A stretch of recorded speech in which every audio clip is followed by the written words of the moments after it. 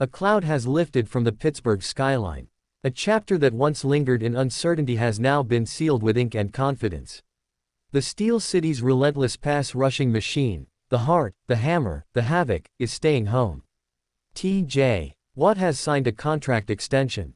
And with that stroke of the pen, the Pittsburgh Steelers have not just secured a star. They've doubled down on identity. They've made a declaration to the entire football world: the face of their defense isn't going anywhere. This wasn't a surprise. This wasn't a midnight miracle. It was expected. It was logical. But that doesn't make it any less significant. Watt has only known one team, one city, one franchise.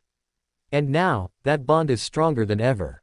The man who has terrorized quarterbacks and anchored Pittsburgh's defense with ferocity and consistency will continue to do so. And that reality, while not shocking, reverberates far beyond the black and gold borders of Allegheny County. Because deals like this aren't just ink on paper. They're messages. They ripple through locker rooms. They spark contract talks in other franchises. They set standards for edge rushers across the league. They inform the agents. They alert the cap managers. They embolden the players. They force the GMs to think twice. And so today, with camps just days away from flaring to life across the NFL, this one piece of business, this one long-expected resolution, has settled the nerves in Pittsburgh and stirred questions elsewhere. This wasn't just a win for Watt. This wasn't just a win for the Steelers. This was a win with ripple effects. And that means it's time to talk winners and losers. Let's start with the most obvious winner, T.J. Watt himself. The man has been a model of dominance. He's the kind of player who doesn't just produce stats. He bends offensive schemes around his presence. He forces adjustments. He breaks protections. He wrecks plans. He's earned this. Every penny. Every digit. Every clause. He held out with quiet conviction. Never loud. Never bitter. But always firm. He knew his worth. And now, so does the league. But he's not the only winner. The Steelers' front office deserves its flowers. They navigated this negotiation with patience, trust, and, ultimately, action. They didn't let it fester into distraction. They didn't let it bleed into camp. They got it done. They've proven once again that when it comes to their own, they take care of business. Mike Tomlin. Add him to the winners list. Because now he enters camp with his defensive alpha locked in. There's no uncertainty on the edge. No drama in the locker room. Just clarity. Just fire. The entire Steelers defense wins too. Because when Watt is on the field, the game changes.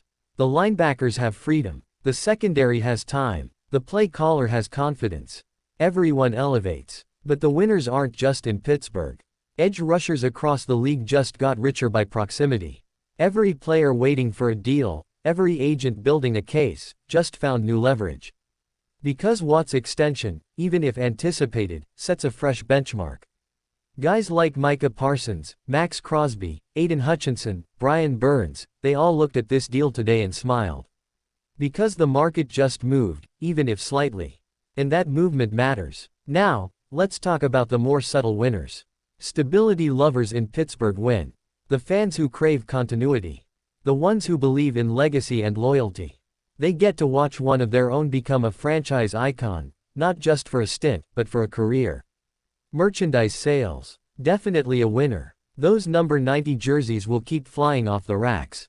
And leadership culture. That wins too. Because keeping Watt is a message to every young player in that building: perform like he does, lead like he does, and you'll be rewarded like he just was.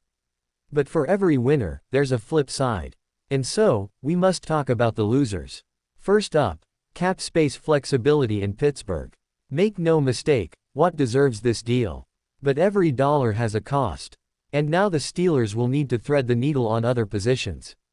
Other contract negotiations. Other decisions. When you pay a star, you narrow the margins elsewhere. So the front office, though victorious, must now walk a tighter line. How about offensive tackles around the AFC North? Yeah, they lost today. Because Watt is staying. And that means twice a year, the Bengals, the Browns, and the Ravens must prepare for the storm. Who else loses? Opposing quarterbacks. Because the man who wrecked so many Sundays isn't going anywhere. The nightmare continues. But also, rival teams in search of elite pass rushers in the near future. Watt was never likely to leave. But the dream, however faint, is now dead. He's off the market, off the radar, off the list. And for fans of chaos and blockbuster trades, sorry, not today. Watt's staying put. There are, of course, skeptics who might wonder, did Pittsburgh overpay? That's a losing perspective, because you don't measure value in just dollars, you measure it in impact, in consistency, in culture. And Watt delivers all three. Still, not all outcomes are universally clean. If another Steelers player was hoping to be the next big contract, their timeline might have just shifted. That's a reality of the cap. But overall, this is a day of celebration. A day of certainty. A day where a franchise cornerstone was secured, not with fanfare, but with purpose. T.J. Watt, still a Steeler. Still a menace. Still the pulse of Pittsburgh's defense.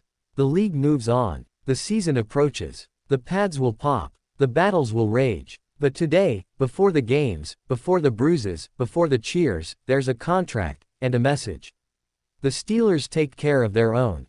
And T.J. Watt, he's exactly where he belongs.